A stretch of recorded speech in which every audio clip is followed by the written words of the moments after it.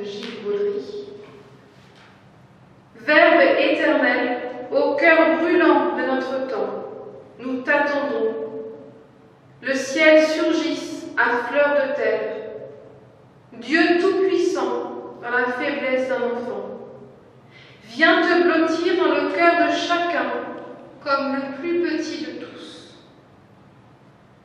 Seigneur, que ce temps de prière du dimanche matin soit véritablement l'occasion pour chacun d'entre nous de nous sentir encore plus blottis dans ton amour, que ton esprit nous imprègne et nous donne sans cesse de te louer et de rendre grâce. Amen. C'est dans l'amour et dans la joie que je vous accueille pour ce culte commun à Isaac et à Saint-Marc, et où nous nous retrouvons dans la chapelle Saint-Marc pour vivre ce temps de culte. Alors on ne peut pas encore se servir des cantiques, et ici c'est très moderne, les chants vont être projetés sur l'écran qui est juste à côté. Du coup, ceux qui nous suivent par internet pourront aussi lire les cantiques. Et je vous invite à chanter, à nous lever pour chanter le premier cantique de louange, rempli d'amour et de reconnaissance.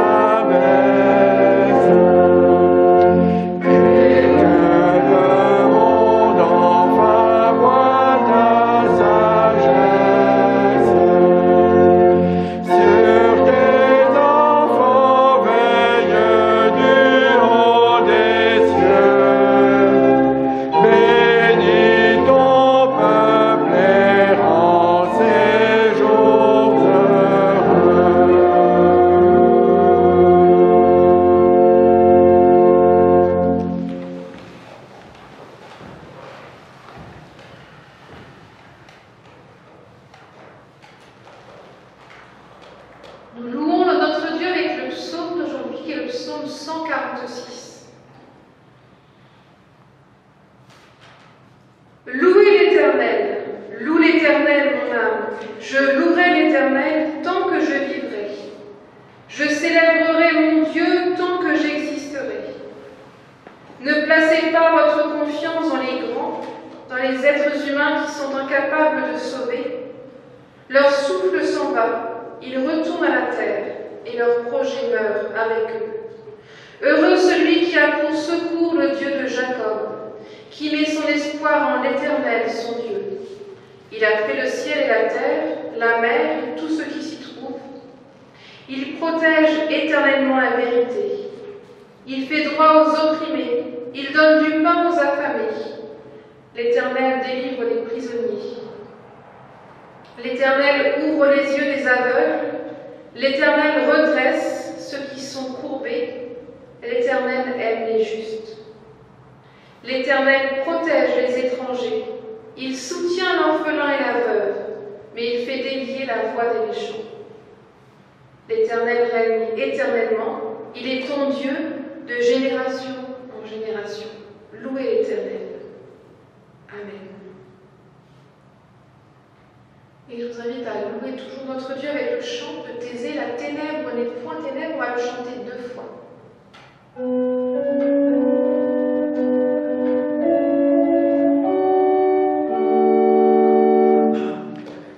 La ténèbre n'est point ténèbre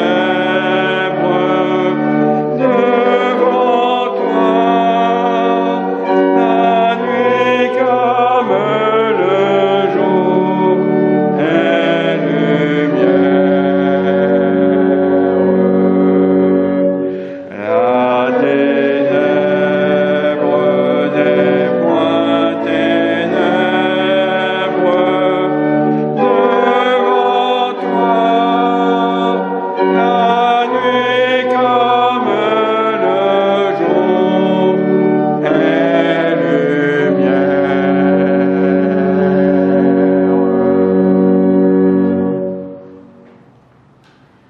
Nous pouvons dire à Dieu tout ce qui nous éloigne de lui.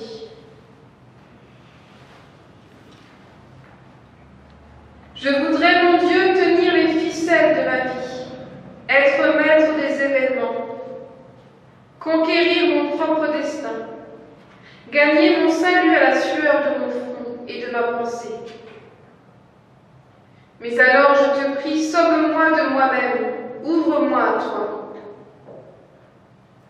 Je cède volontiers au chant des sirènes et aux langues des serpents, qui me laissent entendre que je peux être le centre d'un monde que je façonnerai à ma guise, selon mon bon plaisir. Mais alors je te prie, sauve-moi de moi-même et recentre-moi sur toi.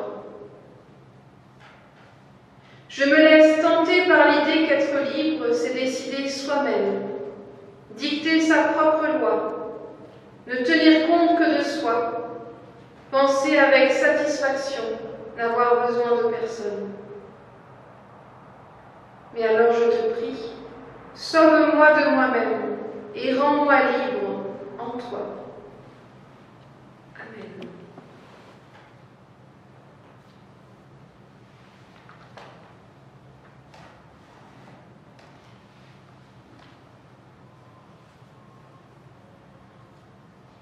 L'apôtre Paul écrit dans la première lettre aux Corinthiens: Or maintenant 3 choses demeurent, la foi, l'espérance et l'amour.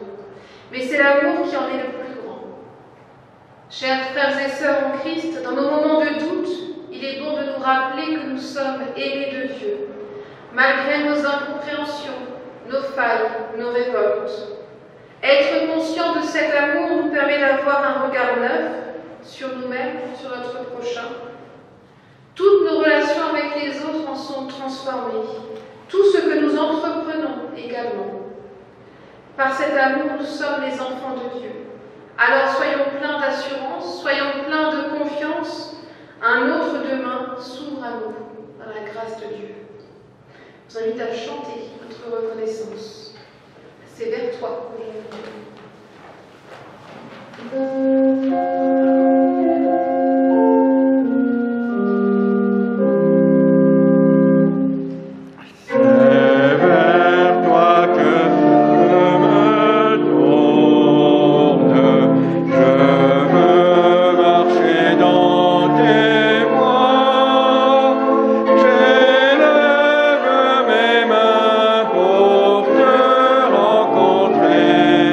Mon cœur désire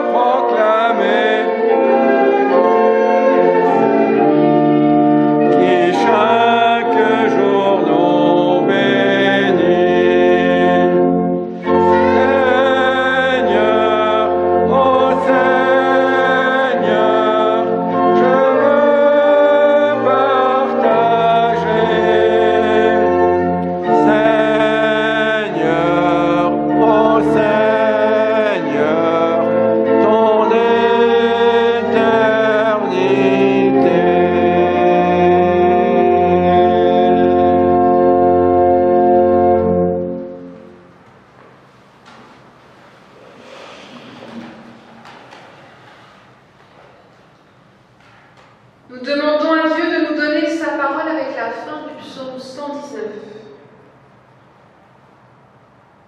Éternel, que mon cri parvienne devant toi. Éclaire-moi selon ta parole. Que ma prière arrive jusqu'à toi. Délivre-moi selon ta parole. Que chante sur mes lèvres ta louange, car tu m'apprends tes paroles. Que ma langue redise tes promesses, car tout est juste en tes paroles.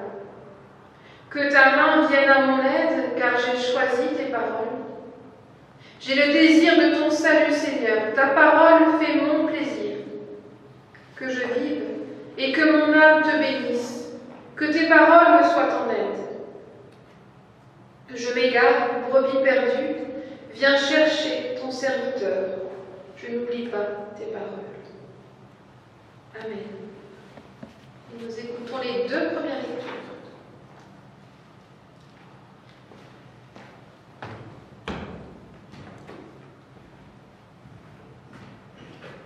Première lecture est dans la Genèse, chapitre 28, versets 10 à 19. 18 du coup.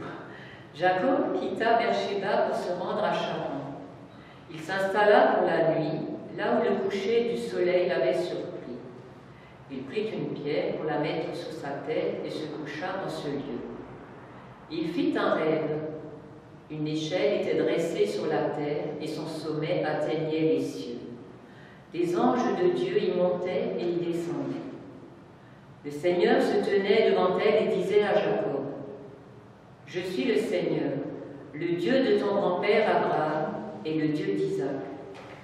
La terre où tu es couché, je la donnerai à toi et à tes descendants. Tes descendants seront aussi nombreux que les grains de poussière du sol. Vous étendrez votre territoire vers l'ouest et vers l'est, vers le nord et vers le sud. À travers toi et tous tes descendants, toutes les familles de la terre seront bénies. Je suis avec toi. Je te protégerai partout où tu iras, et je te ramènerai dans ce pays. Je ne t'abandonnerai pas. Je ferai tout ce que je t'ai promis. » Jacob s'éveilla et dit: « Vraiment, le Seigneur est dans ce lieu-ci. » Mais je ne le savais pas. Il eut peur et déclara: « Comme ce lieu est redoutable, c'est vraiment la maison de Dieu et la porte des cieux. » Il se leva tôt. Il prit la pierre qui avait été sous sa tête, la dressa comme une stèle et versa de l'huile en onction sur son sommet. Il appela ce lieu Béthel, ce qui veut dire maison de Dieu. Et dans Romains chapitre 8, versets 14 à 17. Toutes les personnes qui sont conduites par l'Esprit de Dieu sont enfants de Dieu, car l'Esprit que vous avez reçu n'est pas un esprit qui vous rende esclaves et qui vous remplisse encore de peur, mais c'est l'Esprit Saint qui fait de vous des enfants de Dieu et qui nous permet de crier à Dieu: Abba, Père. L'Esprit de Dieu atteste lui-même à notre esprit que nous sommes enfants de Dieu. Nous sommes ses enfants, donc nous sommes aussi ses héritiers. Oui, héritiers de Dieu, héritiers avec le Christ. Car si nous souffrons avec lui, nous serons aussi avec lui dans sa gloire. Je vous invite à nous lever pour chanter Quel ami du fil des temps que nous avons en Jésus-Christ. Oh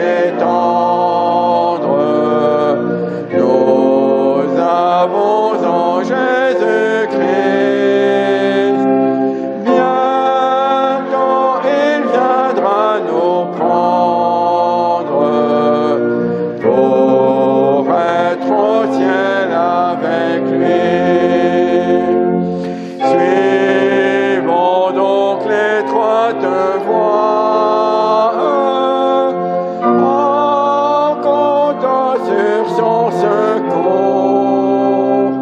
Bientôt nous aurons la joie de vivre avec lui toujours.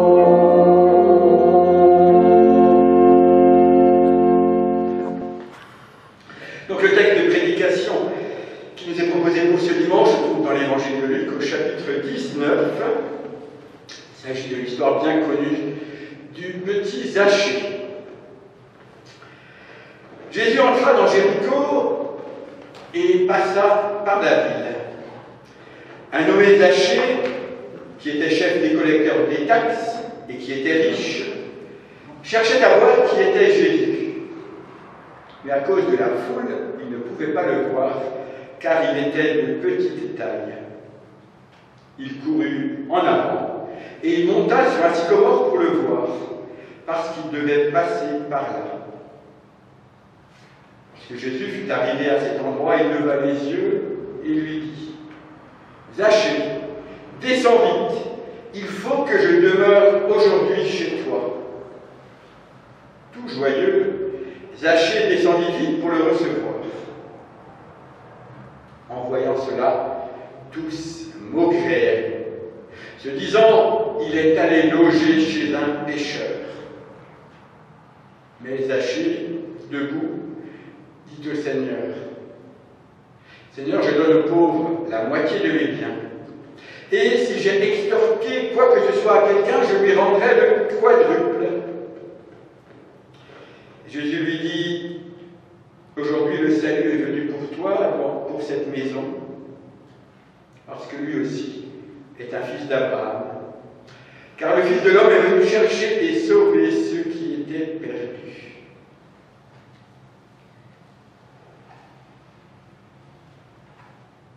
Chers frères et sœurs, est-ce que Jésus, comme il l'a fait pour Zachée, est déjà entré chez vous? Est-ce que vous l'avez déjà accueilli pour un souper chez vous le soir à la maison?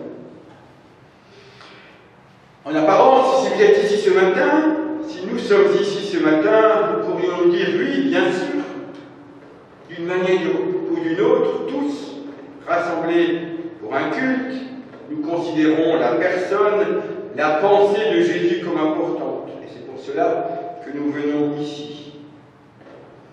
Et cela ne répond pas tout à fait à ma question. En venant ici, vous venez en quelque sorte chez Jésus. Et cela nous dit pas si lui est venu chez vous.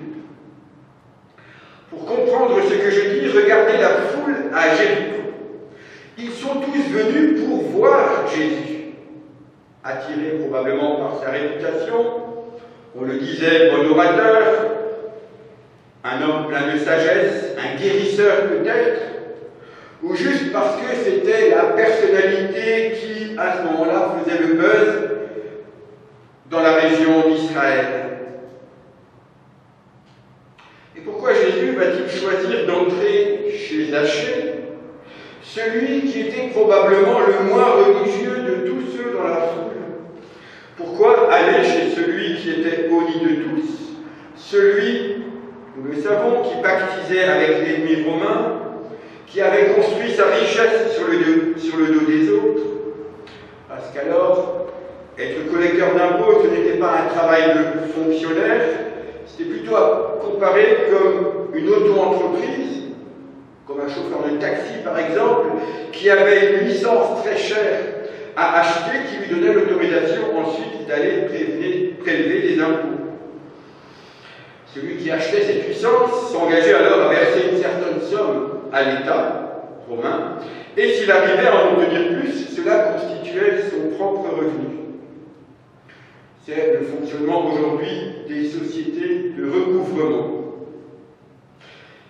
Zachée était aussi haï parce qu'il travaillait pour le colonisateur, ce qui lui valait de plus une condamnation religieuse par les Juifs pour impureté, parce qu'il pactisait avec les païens. Nous avons donc quelqu'un qui est coupable d'extorsion de fonds, qui est traître à la patrie et à la religion. Et comme souvent avec les personnes que l'on déteste, on y rajoute une couche de discrimination physique, il était petit. Zachée, c'est un peu le profil du petit chef servile que l'on trouve dans tous les systèmes oppressifs, de la petite entreprise à la dictature, ce type de petit chef dont ces systèmes oppressifs ont toujours besoin pour fonctionner. Sans les petits rouages, la grande machine autoritaire ne peut pas tourner. Alors pourquoi Jésus se rend-il chez lui? Un prêtre, Maurice Bellet, a écrit un petit livre qui s'appelle La nuit de Zachée, où il a imaginé, c'est un petit roman, ce qui s'était passé cette nuit-là dans la maison, ce soir-là dans la maison de Zachée. C'est Zachée qui s'exprime, c'est donc un récit imaginaire. Si tu m'avais dit que tu devais venir ce soir au maître, j'aurais fait préparer pour toi un repas digne de toi, un festin royal, avec de nombreux convives comme tu aimes, et nous t'aurions écouté, suspendu à tes lèvres, ébloui par ta sagesse. Mais tu es venu seul, sans prévenir à l'improviste. Qu'y a-t-il? Qu'as-tu donc? Ton visage semble là.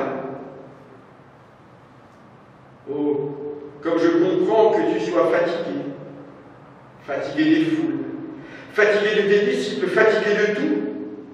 Ils abusent de toi, ils te dévorent. Alors tu t'es dit, je vais aller chez Zachée. Zachée me recevra sans rien me demander, et je pourrai passer un moment chez lui, seul et tranquille. Alors repose-toi, mange et bois. Je vais te faire préparer une chambre haute. Tu pourras y dormir en paix comme Élisée chez la Shunamite. La paix est sur cette maison, tant que tu y demeures. Ce récit est donc imaginaire, mais tout à fait imaginable. Parce que ce n'est pas la seule fois où on voit Jésus éprouver le besoin de s'isoler, de se mettre à l'écart de la foule. Ce n'est pas la seule fois où Jésus en a marre qu'on lui tombe sans cesse dessus. En Marc 6, Jésus dit à ses disciples, « Venez à l'écart dans un lieu désert et reposez-vous. » Il n'avait même pas le temps de manger. Ou un épisode un peu moins connu au début de l'évangile de Marc, c'est-à-dire tout au début du ministère de Jésus. Un matin, c'était encore la nuit noire, Jésus se leva, s'en alla dans un lieu désert, et là, il priait. Simon se mit à sa recherche, ainsi que ses compagnons, et ils le trouvèrent et lui dirent, « Tout le monde te cherche. » Jésus semblait avoir cette habitude d'avoir besoin par moment d'aller s'isoler, d'aller quitter le groupe pour prendre des temps de solitude. Et nous connaissons les paroles du soir du dernier repas. Nous nous souvenons que, là encore, Jésus était allé prier à l'écart du jardin des Oliviers. Restez ici, pendant que je m'en vais là-bas pour prier. Qu'est-ce que cela veut nous dire de Jésus? C'est peut-être que son truc, ce n'était pas les bains de foule ni les caméras. Il n'éprouvait pas le besoin d'attirer l'attention sur lui. Et cela nous parle aussi de sa pleine humanité. Jésus, comme nous, connaissait le besoin de repos, le besoin de solitude, le besoin de calme. Il savait de quoi il parlait lorsqu'il disait « Venez à moi, vous tous qui peinez et ployez sous le fardeau, et moi je vous donnerai le repos. » Le truc de Jésus, ce n'était pas la foule, parce que la foule, et cela a été étudié par des spécialistes en psychologie sociale, la foule, c'est le niveau zéro du comportement social. L'initiateur de cette réflexion, ça a été un médecin psychologue à la fin du XIXe siècle, qui le premier a identifié cela, Gustave Le Bon. Il disait « Les foules ne connaissent que les sentiments simples et extrêmes. Les opinions, idées ou croyances qui leur sont suggérées sont acceptées ou rejetées en bloc par une foule, considérées comme des vérités absolues ou des erreurs non moins absolues. L'individu peut supporter la contradiction ou la discussion, la foule ne les supporte jamais. Pour le dire autrement encore, une foule, c'est le QI d'une huître, à peu près. Je ne sais pas si vous connaissez l'expression d'avoir le QI d'une huître. Les huîtres font partie des animaux qui n'ont pas de cerveau, tout simplement. Voilà. Et la foule, donc pourrait-on dire, est un peu comme une huître. Plus précisément, depuis on a remarqué que ce ne sont pas toutes les foules, on ne peut pas tout généraliser, qui sont des huîtres. Les foules huîtres, ce sont les foules plutôt qui ont des meneurs. Un meneur pouvant être défini ainsi, c'est celui qui, par son charisme, va prendre la tête, va s'extraire de la foule pour en prendre la tête, quelque part pour jouer le rôle du cerveau pour la foule. Et une foule menée peut facilement mettre en pièces quelqu'un. Seulement Jésus n'aspirait pas à être un meneur. Il n'aspirait pas à être un leader religieux charismatique. Il ne souhaitait pas manipuler les foules, mais tout au contraire, libérer les individus, leur rendre la capacité à user de leur propre cerveau. Et c'est une foule manipulée encore qui va le faire condamner. Et c'est par peur de la foule que Ponce Pilate choisira de libérer Barnabas plutôt que Jésus. Et la foule, ce jour-là à Jéricho, cela nous est dit, était elle aussi une foule huître, animée de fort mauvais sentiments. En voyant cela, je m'illustrais en rouge, tous maugréaient. Il est allé loger chez un pêcheur. Ainsi, comme Maurice Bellet l'a imaginé, Jésus a peut-être choisi Zachée parce que c'était le seul qui demeurait à l'écart du mouvement de foule. C'était le seul qui ne s'est pas laissé emporter par la psychose de la foule. C'était le seul qui avait conservé l'usage de son cerveau. Jésus va donc se réfugier chez Zachée, à l'écart. La foule, je vous disais, a un QI d'huître, ou peut avoir un QI d'huître, et cela m'a fait penser à l'actualité. Est-ce que Jésus ne s'est pas dit, lui aussi, comme l'avait fort justement remarqué Charlie Hebdo il y a quelques années, c'est bien dur d'être aimé par des cons. Est-ce que Jésus, lui aussi, n'en avait pas parfois marre de se sentir aimé par des cons? Entendons-nous sur la définition du con. Le con, c'est un synonyme d'une huître. C'est celui qui fait passer ses idées avant l'humanité de celui qui ne les partage pas. C'est celui qui va ériger des croyances personnelles en vérité absolue. C'est celui qui va remettre sa capacité de discernement à un guide. Et les religions, nous le savons, et l'histoire l'a montré, sont assez douées pour créer des cons. Et elles en ont produit beaucoup dans l'histoire. Mais il n'y a pas qu'elles. Ça, c'est une image d'un film qui a été monté suite aux attentats de 2015 qui raconte l'histoire de Charlie Hebdo.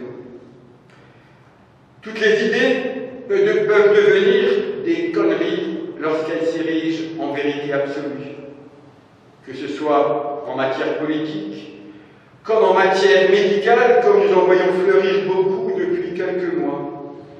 J'ai eu l'occasion déjà de décrire les centaines d'experts autoproclamés qui assènent chaque jour leur vérité, leurs preuves, leurs certitudes et leurs exclusions à l'égard de ceux qui ne partagent pas leurs opinions.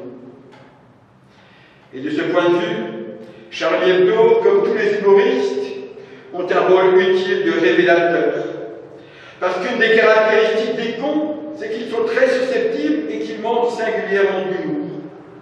Et le procès en pseudo-blasphème qui a été fait à Charlie Hebdo est en fait une inversion de la réalité, ce qu'ont très bien compris les caricaturistes. Est-ce que les vrais blasphémateurs, ce ne sont pas ceux... les blasphémateurs, ou un blasphémateur, par définition, c'est celui qui va attenter à Dieu, mais le blasphémateur n'est pas forcément celui que l'on croit. Pour ma part, aucune caricature d'un croyant ou de Dieu même ne peut me blesser. Parce que si c'était le cas, qu'est-ce que cela révélerait? Cela révélerait que mon Dieu est bien fragile, qu'il manque bien d'humour, qu'il aurait besoin de moi pour le défendre. Pensez-vous que Dieu ne puisse pas se défendre lui-même? Pensez-vous ou croyez-vous en un Dieu qui aurait besoin de moi pour défendre sa dignité? Ce Dieu-là, en réalité, ne serait pas Dieu, ce ne serait qu'une idole, une image, une caricature de Dieu. Bien entendu, on peut ne pas partager le même sens de l'humour que Charlie Hebdo. On peut être choqué par le côté parfois salade de leurs images. J'ai quand même sélectionné celles qui étaient les plus présentables. Mais je crois en tout cas que cela ne peut pas atteindre Dieu. J'ai trouvé une belle citation qui évoquait cela sur un site catholique. Avec finesse, il remarquait « Certains se satisfont moins volontiers que d'autres que si l'on moque leur religion. Leur récompense sera grande dans les cieux. » Cette citation fait référence à cette phrase des Béatitudes où Jésus disait « Heureux serez-vous lorsqu'on vous outragera, qu'on vous persécutera, qu'on dira faussement de vous toutes sortes de mal à cause de moi. Réjouissez-vous et soyez dans l'allégresse, votre récompense sera grande dans les cieux. » Oui, je n'ai pas à être préoccupé, touché, moi, personnellement, même si l'on se moquait de ma religion. Parce que le Dieu auquel je crois, celui que me présente Jésus, ce n'est pas un Dieu qu'avec la foule ou avec un quelconque leader j'aurais besoin de défendre. Le Dieu qui m'est présenté dans l'épisode avec Zachée, c'est un Dieu qui vient frapper à ma porte, qui entre chez moi tranquillement, qui vient plutôt se mettre à l'écart de la foule huître. Et il ne me demande pas de me soumettre à lui, il ne me demande pas de l'adorer aveuglement. Il entre souper tranquillement avec moi, à l'abri des émois et des excès du monde. Jésus a choisi d'entrer chez un impur, un malcroyant, chez cette crapule de Zachée. Il n'a pas choisi un des bons bigots de la foule, une de ces personnes qui prétendaient certainement défendre la juste et la bonne religion et qui voulaient un gourou à aduler. Mardi dernier, j'ai commencé une séance de cours de religion dans un collège avec des jeunes de 6e pour faire un peu connaissance avec eux et mesurer où ils en étaient en matière de culture religieuse. Nous avons discuté du christianisme, du protestantisme. C'est avéré qu'ils commençaient vraiment leur formation religieuse, ils ne savaient pas ce qu'était un pasteur, par exemple. Je leur ai demandé, est-ce que vous savez ce que c'est un prêtre ou un curé? L'une des élèves a souri alors et elle a levé la main et a dit oui, je sais, le curé, c'est pas ces personnes qui sont sévères, qui disputent les gens, qui se comportent mal. Je me suis dit, est-ce que c'est cela que nous renvoyons comme religion? Peu importe là, cette jeune fille, c'était la représentation qu'elle pouvait avoir d'un curé. Elle aurait pu l'avoir peut-être d'un pasteur ou même d'un croyant sans responsabilité particulière dans une communauté. Mais la question que cela m'a posée, la question que la foule de Jéricho nous pose aussi, est peut-être, est-ce que parfois nous, chrétiens, nous ne nous comporterions pas comme cette foule qui fait écran entre les Zachées qui voudraient s'approcher de Dieu et de Jésus? Est-ce que pour rencontrer Jésus ou Dieu, ils n'ont pas besoin de nous regarder au-dessus ou de nous contourner?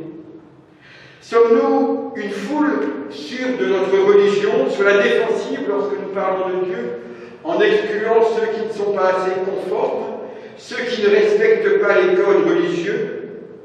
Ou bien sommes-nous comme Zachée, conscients de nos imperfections, conscients que ce n'est pas nous qui allons fabriquer Dieu, que ce n'est pas nous qui avons à défendre Dieu, mais que nous avons juste à raconter, à partager, à témoigner qu'il peut venir chez chacun. Dans la foule, dans les foules, il n'y a bien sûr pas que des cons, pas que des huîtres. Dans les foules, il y a aussi des gens qui se sont juste retrouvés là par hasard. Dans une foule, il y a aussi des gens bien, des gens sincères, des gens droits, qui n'a pas entendu dire ou n'a pas dit lui-même peut-être « Je ne suis pas très pratiquant ou pas très croyant, mais je respecte les 10 commandements ». Qui d'entre nous ne s'est pas dit ou n'a pas entendu dire « Je suis un honnête citoyen, je respecte les lois, le code de la route, je paye mes impôts, je n'ai rien à me reprocher ». Oui, c'est bien. En fait, pour tout vous dire, je n'en sais rien si c'est bien. Parce que Jésus n'est pas venu nous dire « ça c'est bien » ou « ça, ce n'est pas bien ». Jésus n'a-t-il pas dit cette phrase « Dieu fait lever son soleil sur les méchants comme sur les bons ». Regardez-la bien, mesurez-la cette phrase. Elle est profondément agaçante. Elle est profondément dérangeante. Qu'est-ce qu'elle me dit? Il n'y aurait pas de rétribution. Il n'y aurait pas de jugement de la part de Dieu sur mes actes. C'est un verset profondément protestant, c'est peut-être la quintessence du protestantisme qui nous dit la grâce de Dieu. Tu es juste par ta foi et non par tes actes. Jésus ne s'est pas pointé chez Zachée pour aller repérer, pour aller mettre le doigt sur ses actes délictueux. Il n'est pas entré chez lui pour lui faire la leçon. Il ne l'a pas culpabilisé. Ce qui s'est passé entre Zachée et Jésus s'est passé à l'intérieur de la maison. Cela s'est passé à l'abri des oreilles et des regards. Comme une rencontre avec Dieu se passe à l'intérieur de nous.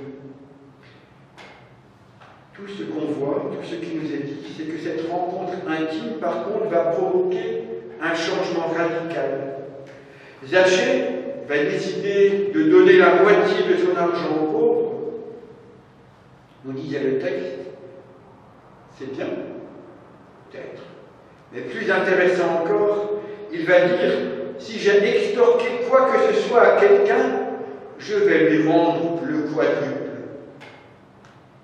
Certains se sont interrogés, pourquoi va-t-il rendre le quadruple? Pourquoi a-t-il choisi 4 fois plus? Une des explications le dit ainsi. La loi de l'époque, la loi civile, disait si vous avez volé quelque chose, vous étiez condamné à rembourser 2 fois la somme volée. Et Zachée va choisir librement de doubler le doublement, de doubler la mise, c'est-à-dire qu'il va aller 2 fois plus loin que la loi. La loi est évidemment nécessaire, c'est la base nécessaire pour faire société, pour pouvoir vivre ensemble. Elle est de ce point de vue-là un bien nécessaire.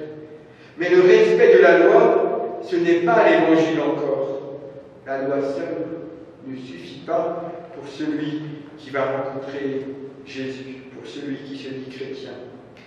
Lorsque Dieu entre chez moi, lorsque l'évangile se met à m'animer, alors la mise va être doublée.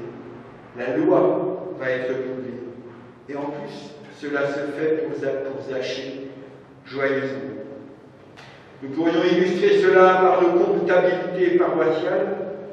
Dans toutes nos comptabilités, nous avons une ligne mission, où chacune de nos paroisses est invitée à participer financièrement à des projets de solidarité avec d'autres églises à travers le monde.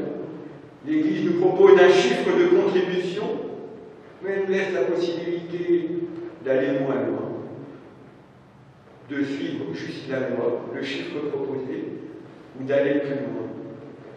À Saint-Marc, je crois que l'on demande environ 3 000 ou 3 500 euros par an, peut-être 2 500, mais ce n'est pas l'essentiel là.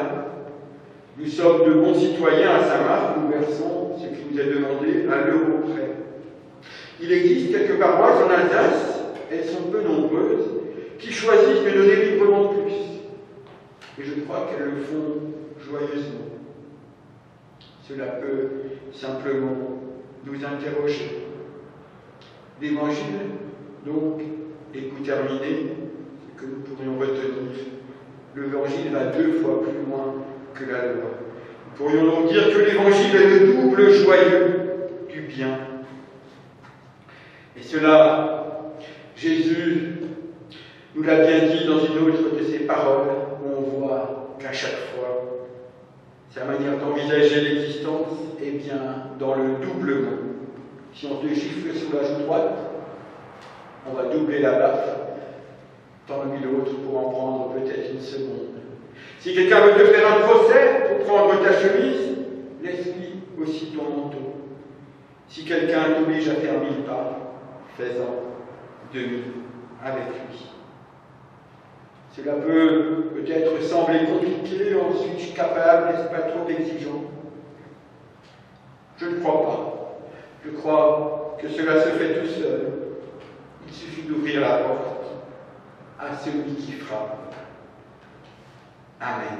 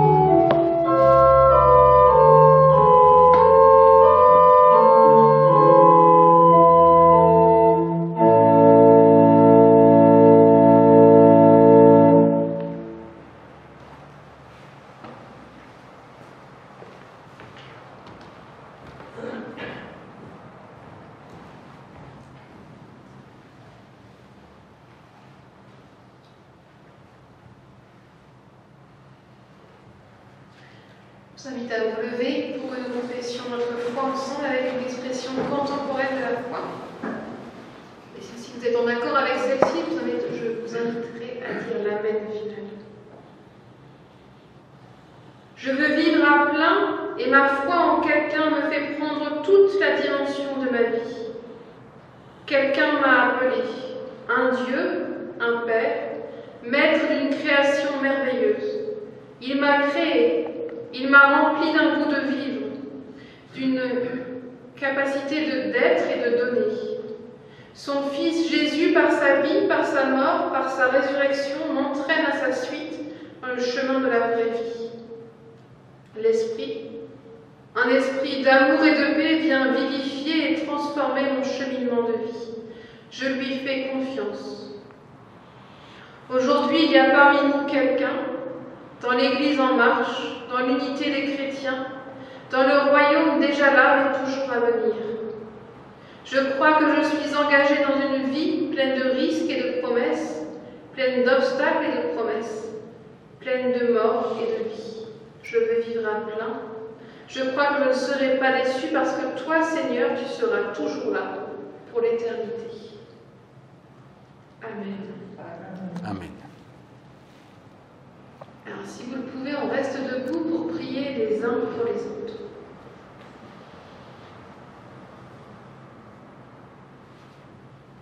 Père, c'est une joie d'annoncer et de partager la bonne nouvelle. Je veux l'offrir, la chanter, la vivre en action pour tous les êtres humains. Mais Père, qui sont-ils?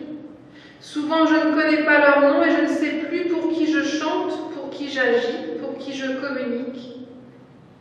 Père, toi qui connais le nom de chacun, apprends-moi à écouter et à connaître le nom de celui que tu mets sur ma route.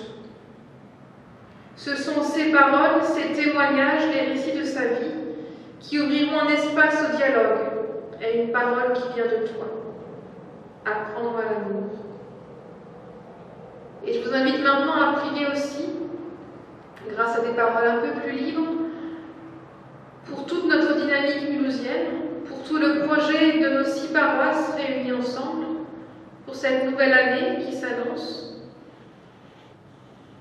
Je vous invite à prier aussi pour le rapprochement entre la paroisse d'Ilzac et celle de Saint-Marc, comme nous le vivons chaque dimanche en célébrant ensemble ce culte.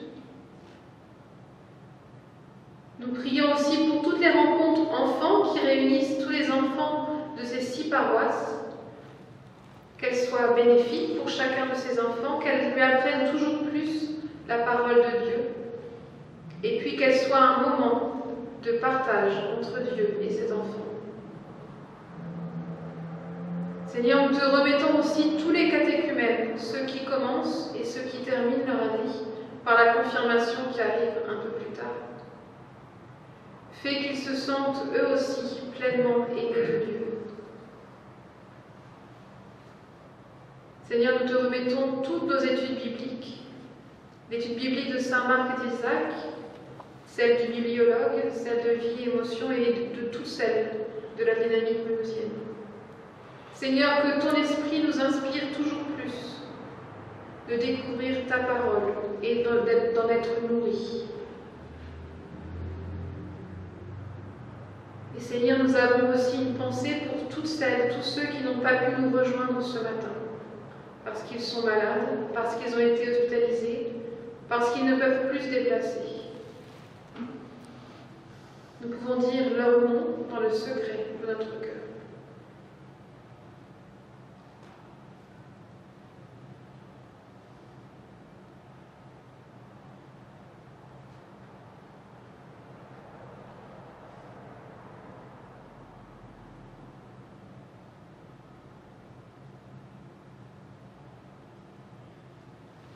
Seigneur, toutes nos prières, nous les rassemblons dans celle que tu nous as enseignée.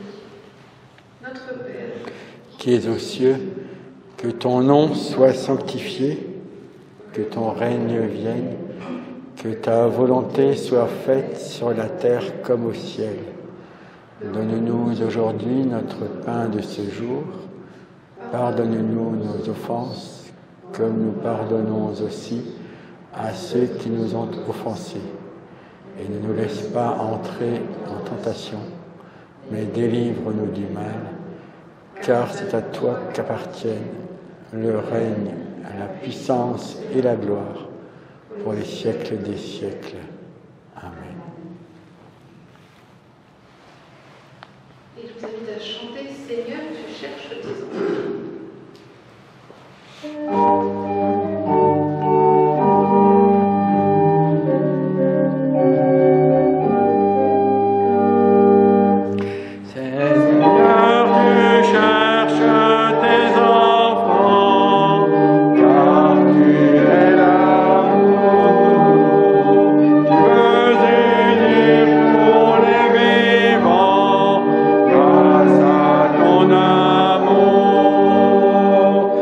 Seigneur,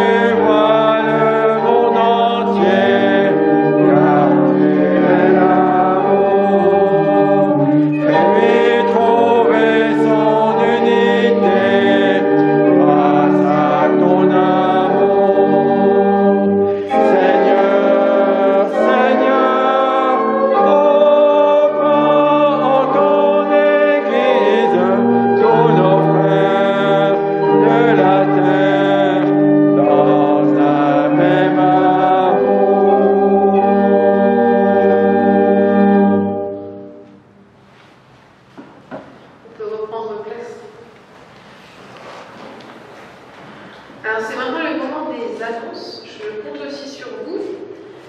La première annonce, c'est qu'il y a culte à Isaac et à Saint-Marc la semaine prochaine, chacun chez soi. Donc, un culte à Isaac et un culte à Saint-Marc, à 10h dans les deux cas. Entre-temps, je sais que pour Isaac, il y a le groupe Vive et Émotion, qui se retrouve samedi de 14h à 16h. Et je crois qu'il y a une étude biblique Isaac Saint-Marc, jeudi 18h30. Donc oui, donc ça c'est bon. Est-ce qu'il y aurait d'autres annonces que j'aurais oubliées? Non, je ne pas. Non. Je voulais juste vous dire qu'il y a eu la rentrée du groupe des enfants de la dynamique, donc du Godly Player. On s'est réunis, on était à peu près 7 enfants hier. Ils étaient 7 enfants. Et donc voilà, c'est juste pour vous dire que chaque groupe reprend et on est assez content que aussi les groupes d'enfants reprennent et que les parents nous fassent confiance pour les remettre. Alors, il n'y a pas d'offrande, comme vous vous en doutez, pour des questions. Il n'y a pas d'offrande durant le culte pour des questions sanitaires, mais vous pouvez, si vous le souhaitez, donner dans le petit panier qui est juste à la sortie. On en a particulièrement besoin en ces temps difficiles. Alors, je vous invite à écouter l'envoi et la bénédiction. Je vous invite déjà à vous relever pour ceux qui le peuvent. Que Dieu bénisse ta route, les pas assurés comme les pas hésitants, les pas solitaires comme les pas accompagnés, les petits pas comme les grands. Que Dieu bénisse ta route, en t'accordant assez de souffle pour affronter le prochain virage, en t'accordant une espérance inépuisable, qui proclame le but qu'elle ne voit pas, en te donnant le courage de t'arrêter et la force de continuer. Que la bénédiction de Dieu t'accompagne comme une ombre, que la bénédiction de Dieu soit nourriture sur ta route, que la bénédiction de Dieu illumine ton chemin comme un feu dans la nuit. Va avec sa bénédiction, et en étant béni, tu seras toi-même bénédiction pour les autres. Que le Seigneur t'accompagne et te donne sa paix. Amen. Et bon dimanche. Et je crois qu'on reste assis pour écouter le post-lude, si je ne dis pas de bêtises.